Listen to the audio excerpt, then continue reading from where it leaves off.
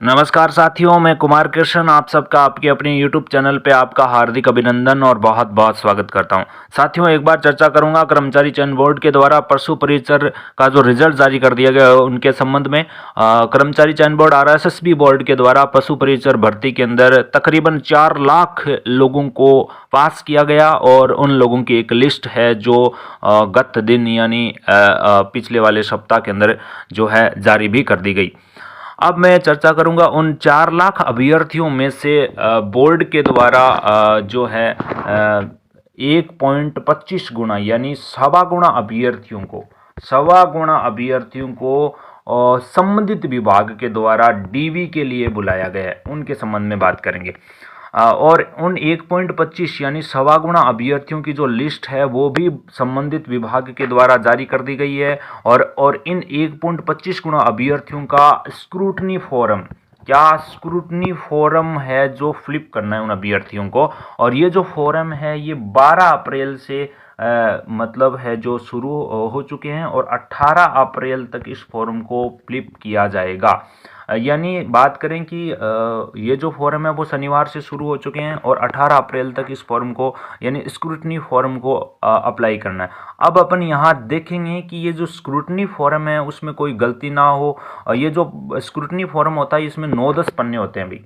9-10 page का होता है जिसमें आपकी व्यक्तिगत जानकारी, जहाँ से आपने डिग्री की है, एकेडमी की है, स्कूलिंग की है, और इसके अलावा आपको यहाँ पे एक फिल करना जो अटेस्टेशन फॉर्म फिल करना होता है। ये जो अटेस्टेशन फॉर्म है वो जो बहुत काम आएगा आपको पुलिस वेरिफिकेशन के समय। अटेस्टेशन फॉर्म काम आता है और जो मतलब करना आपको कि फाइनल ज्वाइनिंग जब आपकी होगी उसी समय भी इम्पोर्टेंट रहने वाला वो। तो इनके संबंध में आपको पूरी जानकारी है वो मैं इसी वीडियो के अंदर दूंगा, तो इसलिए वीडियो के अंत तक आप अंत समय तक बने रहिएगा। आप पूरी वीडियो को देखते रहिएगा और अपने साथियों से शेयर कीजिएगा।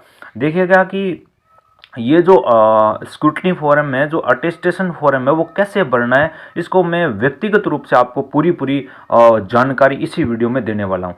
देखिएगा कि इसके बाद आपका जो ऑफलाइन डीवी होगा, जो ऑफलाइन डीवी है उनके लिए भी ऑफलाइन डीवी, ये भी बात करूं तो ये भी इसके भी बोर्ड के द्वारा तारीख है जो घोषित कर दी गई है। डॉक्यूमेंट वेरिफिकेशन की डेट भी, यानी डॉक्यूमेंट वेरिफिकेशन है 21 अप्रैल से शुरू हो रहे हैं और 15 मई तक है जो डॉक्यूमेंट वेरिफिकेशन है वो होने वाले हैं। उस 15 मई तक यानी 21 अप्रैल से 15 मई के मध्य उस समय में जो काम आएगा वो तमाम चीज़ें जो आपको क्या क्या करना है, किस प्रकार करना है, पूरी की पूरी जानकारी मैं आपको डिटेल्स के साथ देने वाला हूँ।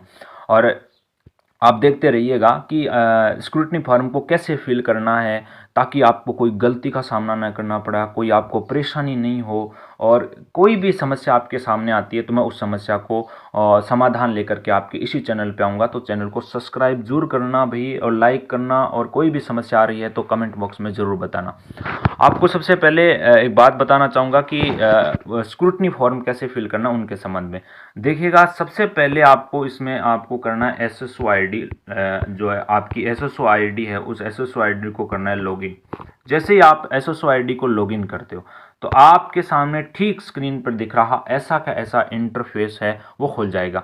और जो आपको इंटरफेस शो कर रहा है अभी आप देख रहे हो आपके स्क्रीन के ऊपर, इसी स्क्रीन के ऊपर ऐसा कैसा इंटरफेस है जो खुलेगा। और यहाँ इंटरफेस अगर ऐसा नहीं खुलता है, मान लो बाकायदा ऐसा इंटरफेस नहीं खुलता है, तो आपको क्लिक करना है इस पे, क्लिक करना है इस पे क्लिक करने के बाद आपको यहाँ पे क्लिक करना है क्विक सर्च, और इस क्विक सर्च पे आपको करना है क्लिक करना है रिक्रूटमेंट पोर्टल। रिक्रूटमेंट जो पोर्टल है उस पर क्लिक करना है। ये जो आपको दिख रहा है इस पर आपको क्लिक करना है। इस पर क्लिक करने के बाद आपके सामने जो है एक ऐसा इंटरफेस खुलेगा जो देख रहे हो आपकी स्क्रीन के ऊपर, इस स्क्रीन पर देख रहे हो, जिसमें आपके सामने ये ऐसा का ऐसा इंटरफेस खुल जाएगा। ऐसा इंटरफेस ओपन होने के बाद देख सकते हो इस साइड में देखो, यहाँ पे आपको होम दिख रहा है, माई रिक्रूटमेंट दिख रहा है, gate admit card, one registration, ये इस प्रकार का इंटरफेस जहां आपको कोई भी आपके वैकेंसी जो आ रही है उन वैकेंसी से संबंधित या कोई भी विभाग से संबंधित जानकारी नोटिफिकेशन इस पे आते रहते हैं। अब आपको यहाँ करना क्या है, अब आपको यहाँ जो है वो क्लिक करना है माई रिक्रूटमेंट पे। आपको यहाँ क्लिक करना है माई रिक्रूटमेंट, इस पे क्लिक करना, और इस पे क्लिक करने के बाद आपके सामने एक ऐसा इंटरफेस ओपन होगा। ऐसा जो इंटरफेस है वो आपके सामने ओपन हो जाएगा। ऐसा इंटरफेस ओपन होगा जिसमें आप देखोगे कि अप्लाइड रिक्रूटमेंट है, जितने भी आपने फॉर्म फिल किए हैं, कौन सा फॉर्म आपने अप्लाई कर रखा, वो सभी की सभी डिटेल इस क्षेत्र में आपको देखने को मिलेगी। डेट कब किया था, क्या हुआ था, यहाँ इस क्षेत्र में आपको देखने को मिल जाएगा। और एडमिट कार्ड, क्वेश्चन, ऑब्जेक्शन, ये आपको पूरे के पूरे देखने को मिलेगा। इनमें से आपके सामने एक ऑप्शन देखने को मिलेगा डिटेल्ड फॉर्म कम स्क्रूटनी। ये जो आपको है जो देखने को मिलेगा, इस पे आपको है क्लिक करना, और इस पे आप जैसे ही क्लिक करते हो तो आपके सामने एक फॉर्म निकल के आएगा, है ना। और जैसे ही फॉर्म निकल के आएगा तो फॉर्म कैसे भरना है, किस प्रकार है आपको भरना है, वो पूरा का पूरा फॉर्म है जो स्क्रूटनी फॉर्म के रूप में आपके सामने खुल जाएगा। उस फॉर्म को कैसे फिल करना है और किस प्रकार करना है, इसकी पूरी की पूरी कंप्लीट जानकारी मैं अभी आपको देने वाला हूँ। सबसे पहले तो आपको आपकी पूरी की पूरी अपनी कंप्लीट डिटेल आपसे मांगी जाएगी, वो आपके पास होनी चाहिए। जैसे रोल नंबर है, जैसे संबंधित विभाग से या जिसमें आप जा रहे हो तो उसमें आपके रोल नंबर आपसे मांगे जाएंगे, वो भरने हैं। आवेदन पत्र के क्रमांक जो आप देख रहे हो, आवेदन पत्र या ऑनलाइन आवेदन के जो क्रमांक है वो मांगेंगे। विज्ञापन संख्या यानी विज्ञप्ति संख्या है वो भी मांगी जाएगी। पद कोड या क्रम संख्या है आपके पास है तो फिल कर देना, नहीं है तो कोई बात नहीं है। मेरिट क्रमांक आपका क्या रहने वाला है, अगर पता नहीं है तो कोई बात नहीं है, नोल कर देना। पद का नाम लिख देना है, ठीक है, क्या पद है आपका। फिर यहाँ पे बैंक ड्राफ्ट नंबर, पोस्टर, ये इसमें आपको खाली छोड़ देना है, कुछ भी नहीं भरना है। और विभाग का नाम, कर्मचारी चयन बोर्ड जो आप देख रहे हो उसमें आपको कर्मचारी चयन बोर्ड भरना है। इसके बाद आपको अपनी कैटेगरी से संबंधित कुछ जानकारी डालनी है। जैसे बात करें कि पिछड़ा वर्ग है या अति पिछड़ा वर्ग है, SC ST है, जो भी आप कैटेगरी से आते हो उस कैटेगरी को आपको इसमें फिल करना है। इसके बाद आपको आगे बढ़ना है, और आगे बढ़ने के बाद जैसे मूल निवास, अनुसूचित क्षेत्र विवरण है, जो भी आप तहसील राज्य है कहाँ से आप बिलोंग करते हो वो पूरी पूरी जानकारी फिल करनी है। इसके बाद आप देख रहे हो कि आपको मतलब आप कौन से जिले से हो, आपको बेसिक जानकारियाँ वो रखनी है इसमें कि आप कौन से जिले से हो, कौन सी तहसील से हो, और कौन से स्टेट से बिलोंग करते हो, आपका जन्म स्थान कौन सा है, जन्म जिला आपका कौन, डिस्ट्रिक्ट कौन सा है ना, ये तमाम चीज़ें भरनी। इसके बाद आपको विवाहित है, बेसिक जो अतिरिक्त विशेष श्रेणी के अंदर कौन कौन सी है, जिसमें आपको एक्स का क्लिक करना है। अविवाहित, विवाहित, विधवा, विचित्र विवाह, दृष्टिहीन, PH, जो भूतकाल, ये जो भी आपको है बेसिक जानकारी इसमें क्लिक करनी है, आप देख रहे हो, है ना। और इसके बाद आवेदन का पूरा नाम, इसमें हिंदी और इंग्लिश में और अंग्रेजी और दोनों में नाम भरने। यहाँ मैं आपको बताना चाहूँगा कि हिंदी और इंग्लिश में तो इसमें टाइम लिमिट दी गई होती है। इसमें कोई आपको फॉर्म फिलअप करना होता है एक टाइम लिमिट के अंदर, इसमें आप कहीं वही कर पाते हैं जो फिर से मतलब देखो सीधी सी बात है कि आप जब खुद ही फॉर्म अप्लाई करोगे तो सीधी सी बात है कि बहुत कम टाइम होता है, और उस कम टाइम के अंदर आपको बहुत जल्दी जल्दी अपनी डिटेल है वो सही तरीके से भरनी होती है। इसलिए आप संबंधित आपके आसपास में कोई ई-मित्र है उससे आप भरवा लेंगे, वरना आप खुद भरोगे तो सीधी सी बात है कि टाइम लिमिट होती है, टाइम लिमिट के बाद अपने आप ही लॉग आउट हो जाएगा। इसलिए फिर आपको SSO ID लॉगिन करनी पड़ेगी, ये दिक्कत आ सकती है। इसलिए कोई संबंधित पास में ई-मित्र वाला हो उनसे आप जाकर संपर्क कीजिएगा, और उनसे आप है जो फॉर्म भरवाइएगा। बहुत सावधानी पूर्वक आपको फॉर्म भरवाना है। आप इसको कतई ही प्रकार का ये जो PDF है ये मैंने डाउनलोड किया कहीं से, इसलिए आप देख सकते हो ऐसा कैसा फॉर्म आपके सामने ओपन होने वाला है। और इसके बाद मैं आपको बताऊं कि आपको बेसिक जानकारी डालनी है। फिर आपको स्थिति, वैवाहिक स्थिति के बारे में, अविवाहित है, विवाहित हाँ है तो हाँ लिख देना, ना है तो नो लिख देना।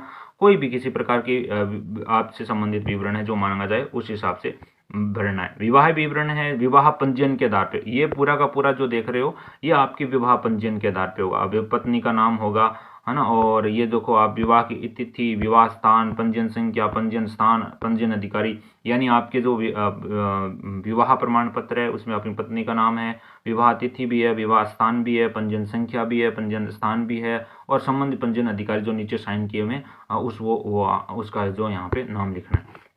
इसके बाद संतान विवरण आपको और देना है। संतान विवरण का मतलब है कि अगर आपकी संतान है तो उसके लिए कुल संतानों की संख्या कितनी है वो भरनी है। पुत्र पुत्रियां जो भी है जन्म तारीख उनके साथ क्रम लगाते हुए आपको भरना है। और एक बात आपको यहाँ देखना है कि 1/6/2002 से पूर्व कितनी है, 1/6/2002 के पश्चात आपकी कितनी संतान है वो भी भरनी है। इसके बाद आपको पत्र व्यवहार का पता यानी पूरा आपको एड्रेस देना है इंग्लिश में और हिंदी में। फिर स्थायी पता देना है आप कहाँ रहते हो। फिर शैक्षणिक योग्यताओं के बारे में आपको भरना है। तो ये थोड़ी सी बातें डिटेल के साथ अब शैक्षणिक योग्यता के बारे में बात करूं तो सबसे पहले आपकी जो 12th जो थी आपने वो 10th जो थी वो कहाँ से की, 12th आपने कब की, उसके अनुक्रमांक रोल नंबर कितने थे, प्राप्तांक कितने हैं, परसेंटेज कितने हैं और दिनांक कितने हैं, श्रेणी या ऐच्छिक विषय क्या थे, कोर्स की अवधि क्या थी, मतलब कितने दिन में 12 महीने में होता है अभी 10th और 12th तो है ना, और कौन से संबंधित बोर्ड से। तो आप देख सकते हो ये तो 10th वाला हो जाएगा। ये आपके हो जाएगा हायर स्कूल यानी 12th वाला। यहाँ पे आपने ग्रेजुएशन जो भी आपने किया STC या डिप्लोमा जो भी किया वो लगाना। RSCIT हो जाएगा। फिर आपकी स्नातक में क्या है BA BSc BCom जो भी है उसको भरना है। इस प्रकार आपको यहाँ पे भरते हुए पूरी डिटेल देनी है। ठीक है। इसके बाद आपको इंटर्नशिप लागू नहीं, ये देखो ये हमारे लागू नहीं होती है इस वाले पेपर में जो आपका पशु परिचर उसमें लागू नहीं होती है, तो कोई दिक्कत वाली बात नहीं, ये खाली छोड़ देना। ठीक है। और इसके बाद मैं बात करूंगा कि अतिरिक्त विस्तृत सूचना, और इसमें यदि आप पूर्व इसमें 13 की सूचना में कार्य करना है तो इसमें लेकर के आपको ये पूरी की पूरी डिटेल है जो देखनी होती है। तो आप देख सकते हो कि पूरी डिटेल आपको किस प्रकार भरनी है। संबंधित विभाग से संबंधित अतिरिक्त विस्तृत सूचना, यदि आप पूर्व में सूचना में भिन्न भी कार्य किया है तो कार्य तो उसका पूरा विवरण आपको नीचे लिखना है। नियुक्त अधिकारी का पदनाम में विभाग आपको बताना है यहाँ पे। यदि आप पहले से कहीं पोस्टेड हैं तो नियुक्ति अधिकारी का पदनाम है, और पद ग्रहण की संख्या, पद छोड़ने की संख्या, स्थायी वर्तमान जितने भी डिटेल है वो आपको यहाँ पे फिल करनी है। विभाग नाम और पद का नाम, परीक्षण वर्ष, कारण जो भी है सभी पूरी पूरी डिटेल आपको इधर भरनी है। आप ई मित्र के पास जाओगे पूरी पूरी डिटेल आपको बता दे। लास्ट में आपके सामने आवेदक द्वारा जो है शपथ युक्त घोषणा पत्र ये है, ये आपको फिल करना है। और यहाँ आपका स्थान हो जाएगा और यहाँ आपकी तारीख हो जाएगी, यहाँ आपके सिग्नेचर हो जाएंगे। ठीक है। संबंधित विभाग। ठीक, ये देखिए यहाँ आपके देखो आवेदक के पूर्व हस्ताक्षर हो जाएंगे, सेम बात हो जाएगी इधर। फिर आपको दूसरा जो देख रहे हैं वो है, उसमें आपको संलग्न सूची प्रपत्र नंबर 2, इसमें आपको पूरी की पूरी जानकारी लगानी है कि आपने कौन कौन से प्रपत्र लगाए हैं। जैसे आपने 10th मार्कशीट लगाई है, फिर उससे संबंधित कोई दूसरा डॉक्यूमेंट्स लगाए वो है कि नहीं है, उसके आधार पे आपको भरने। उनके साथ में संख्या, कितने पन्नों की संख्या है, किस तारीख को जारी है, क्रमांक लिखने हैं, महीना तारीख सब लिखने हैं उसमें आगे।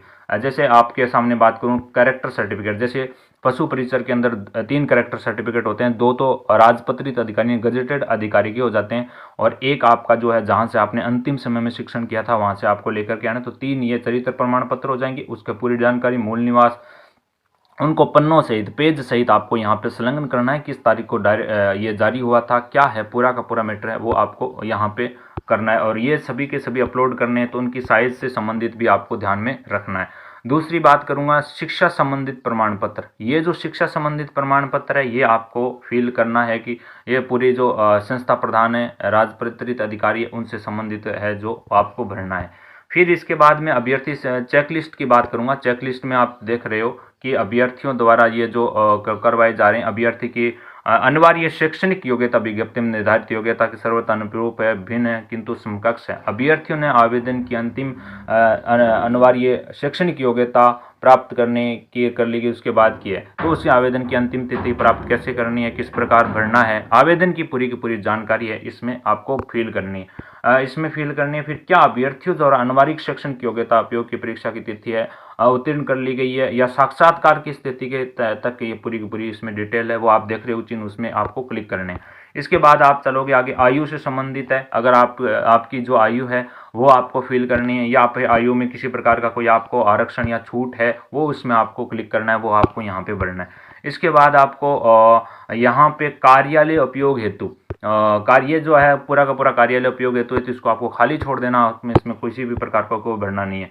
ये जो आपका लास्ट में खुलता है अटेस्टेशन फॉर्म, इस अटेस्टेशन फॉर्म को आपको फिल करना है। और कैसे करना है वो भी मैं आपको बताऊं। थोड़ा सा ध्यान रखना है कि इसमें आपकी एक फ़ोटो लगेगी, कलरफुल फ़ोटो, पासपोर्ट साइज की फ़ोटो होगी, इस पे सिग्नेचर होंगे और ये पूरी फ़ोटो, और जहाँ पे आप भर रहे उसका नाम होगा, आपका surname, roll number, merit list, ये भरना। और ये पूरे के पूरे भरने के बाद, ये फॉर्म भरने के बाद आपको SSO ID पे फिल करना है, SSO ID पे अपलोड करना है। उनके जो दे रखे हैं उसके हिसाब से मित्र वाले कर देंगे, आप भर देना पूरी डिटेल अपने हिसाब से। और फिर उस पर देखो, इस पर सबसे पहले आपको गजेटेड अधिकारी के हस्ताक्षर होंगे। आपको देख रहे हो इधर साइड में, आप देख सकते हो कि यहाँ पे कंप्लीट फॉर्म होने के बाद ये जो पूरा का पूरा है, गजेटेड ऑफिसर जो है लेजिस्लेटिव असेंबली फॉर अदर, ये जो वो यहाँ पे है, जो आपको पूरा का पूरा है, साइन करवाने के बाद इसको अपलोड करना है और ये आपके पास में रखना है। जब आपकी ऑफलाइन डीवी होगी तो उस समय भी ये आपके पास होना चाहिए। एक कॉपी तो आपको वहाँ पे लगा करके वो अप्लाई करना ही है, उसके बाद ये तो पूरा का पूरा है जो देख सकते हो आप। इस प्रकार पूरी डिटेल है इसमें दी गई है, और इसके संबंधित कोई भी समस्या आपकी आ रही है तो वो मैं आपको इसी चैनल पे बता दूंगा, इसलिए ध्यान रखिएगा। आप अपनी समस्या का समाधान के लिए इस चैनल को सब्सक्राइब कीजिएगा, और पशु परिचर से संबंधित कोई भी किसी प्रकार की आपकी समस्या आ रही है तो वह आप कमेंट बॉक्स में ज़रूर बताइएगा। इस प्रकार और भी जानकारी आपके बीच में मैं लाता रहूँगा। तब तक के लिए धन्यवाद, और मिलते हैं नई जानकारी के साथ, नई सूचना के साथ। तो जय हिंद, जय जवान, जय किसान, जय जय राजस्थान।